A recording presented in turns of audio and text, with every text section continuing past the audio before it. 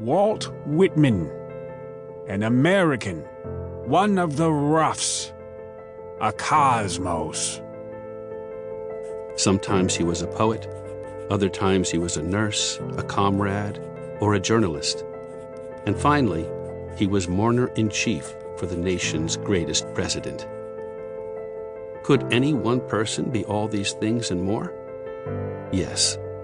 For Walt had a generous soul and a large ambition, large enough to become America's first great poet.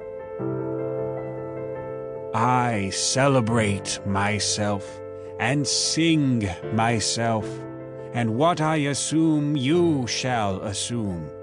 For every atom belonging to me as good belongs to you.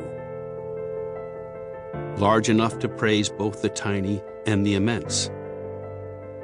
I believe a leaf of grass is no less than the journey work of the stars.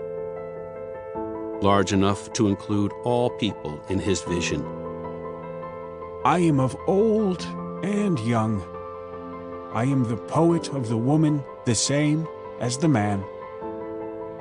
Large enough to identify with the most mistreated persons. I am the hounded slave.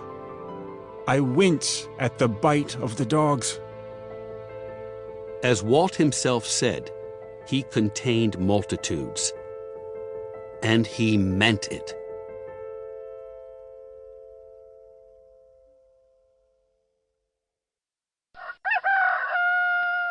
I hear America singing.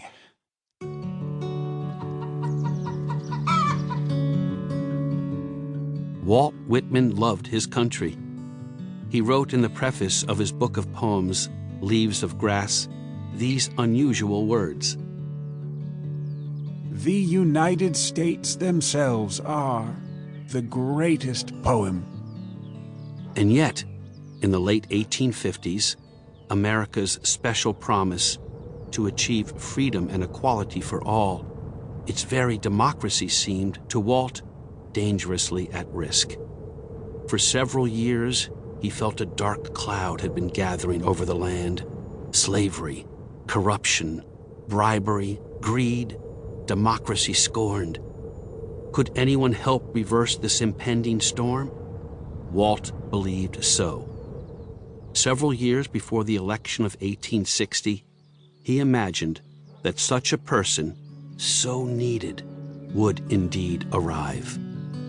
Walt wrote that his new, hoped-for leader would be some healthy-bodied, beard-faced American.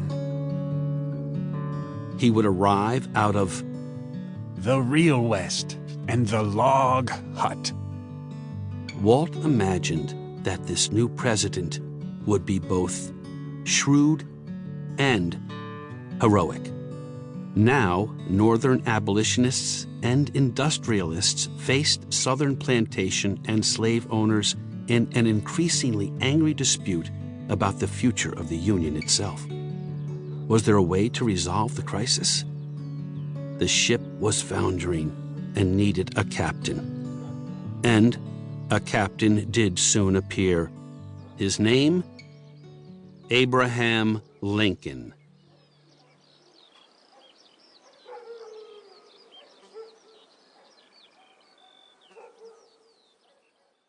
Have you outstripped the rest? Are you the president? President Lincoln would say many important things to America.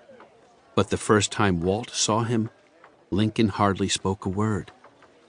In New York City in early February 1861, a humming, shuffling crowd waited for the president-elect to emerge from his hotel, the Astor House. Standing on the roof of an omnibus near the back of the crowd, Walt Whitman watched, hoping for his first view of the man who had recently been elected and who must now lead the nation. Walt shaded his eyes. A nearby horse stopped and snorted. There he was. Abraham Lincoln stood in the doorway, silent, looking out over the vast and murmuring ocean of faces.